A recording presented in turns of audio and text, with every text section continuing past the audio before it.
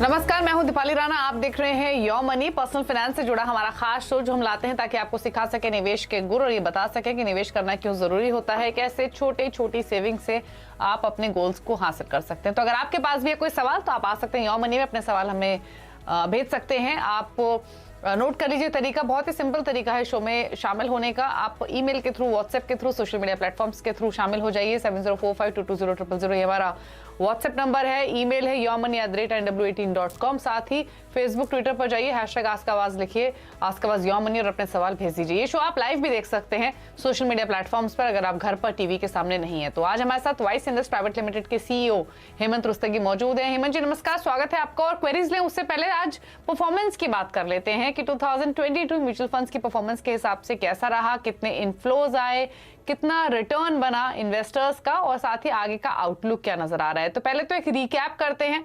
तो बताइए हेमंत जी, 2022 अगर सम अप करना चाहें तो कैसे रही म्यूचुअल फंड्स की परफॉर्मेंस?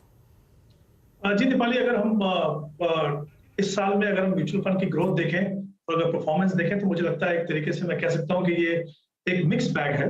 अगर हम एसेट्स अंडर मैनेजमेंट की बात करें तो नवंबर के एंड में जो AUM था इंडस्ट्री का वो करीब 40.37 लाख करोड़ था। और अगर हम पिछले साल में देखें तो या साल के बिगनिंग में तो वो 37.72 लाख करोड़। उसमें जो ग्रोथ थी करीब 7% की ग्रोथ है, तो पॉजिटिव है। लेकिन अगर हम इसको पिछले साल की ग्रोथ से कंपेयर करें तो उससे काफी कम है ग्रोथ।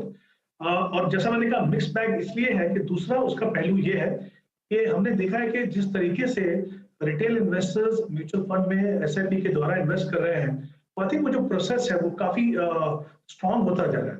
हमने ये देखा है कि इस साल की शुरुआत में जो SIP book mutual fund industry की करीब 11,500 करोड़ पे थी, वो पिछले महीने में 13,300 करोड़ के ऊपर थी। तो करीब 15-16% की ग्रोथ हमने वहां पे देखी है। ऐसे अगर हम SIP अकाउंट्स की अगर हम बात करें तो 2.3 करोड़ अकाउंट्स खुले हैं SIP के, और जो पिछले साल के कंपेयर करूं तो वहां पे 2.2 थे। तो एक तरफ तो हमने देखा कि जो लमसम पैसा है शायद वहां पे थोड़ा प्रेशर, वो प्रेशर इसलिए था कि देखिए दो इंपॉर्टेंट एसेट क्लासेस होती है जहां पे इन्वेस्टर जो है इन्वेस्ट करते हैं म्यूचुअल फंड में। वो है कमोडिटीज के अलावा, गोल्ड सिल्वर के अलावा, वो इक्विटी है और डेट है। इक्विटी में जैसा हम जानते हैं कि बहुत सारे इश्यूज रहे हैं ग्लोबली। अगर हम देखें इन्फ्लेशन काफी हाई है, इंटरेस्ट रेट हाइक्स हो रही हैं, जियोपॉलिटिकल इश्यूज है, तो काफी सारे इश्यूज की वजह से हमने देखा है कि ग्लोबली जो मार्केट्स हैं वो इक्विटी मार्केट जो है वो नीचे हैं और कहीं कहीं पे गिरावट काफी ज्यादा है। फॉर्चुनेटली हमारी जो मार्केट्स हैं वो बेसिकली वहां पे हमने देखा है कि फ्लैटिश है। अगर बहुत ज्यादा ग्रोथ नहीं है तो कम से कम वहां पे नेगेटिव नहीं है। आई थिंक उसके चलते जो लमसम पैसा जो आता है वो कम आया।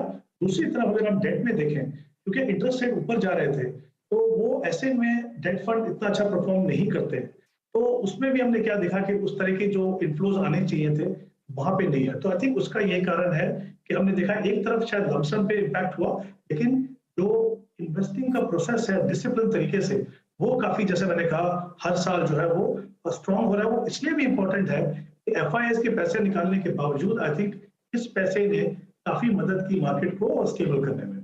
अगर मैं परफॉर्मेंस की बात करूं तो ब्रॉड डाइवर्सिफाइड फंड जो है, चाहे वो इक्विटी फंड्स हो चाहे वो बैलेंस फंड्स हो, हमने देखा कि वहां पे एवरेज रिटर्न की अगर मैं बात करूं, देखिए हर कैटेगरी में फंड्स होंगे जो आउट परफॉर्म करेंगे, बट अगर मैं एवरेज की बात करूं तो या तो फ्लैटिश है या थोड़ा सा नेगेटिव रिटर्न है, in line with I would say may be markets.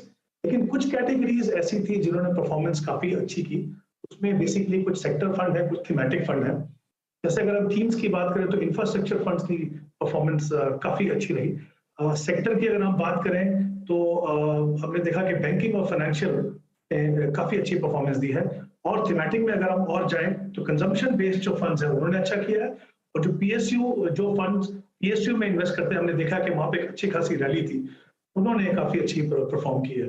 और अगर हम कुछ और सेक्टर्स को देखें जिन्होंने नेगेटिव रिटर्न दिए हैं, तो उसमें एक फार्मा है और ऑफ कोर्स IT जो एक ऐसी इंडस्ट्री है, सेक्टर है जिसने काफी सालों से बहुत अच्छे रिटर्न दिया।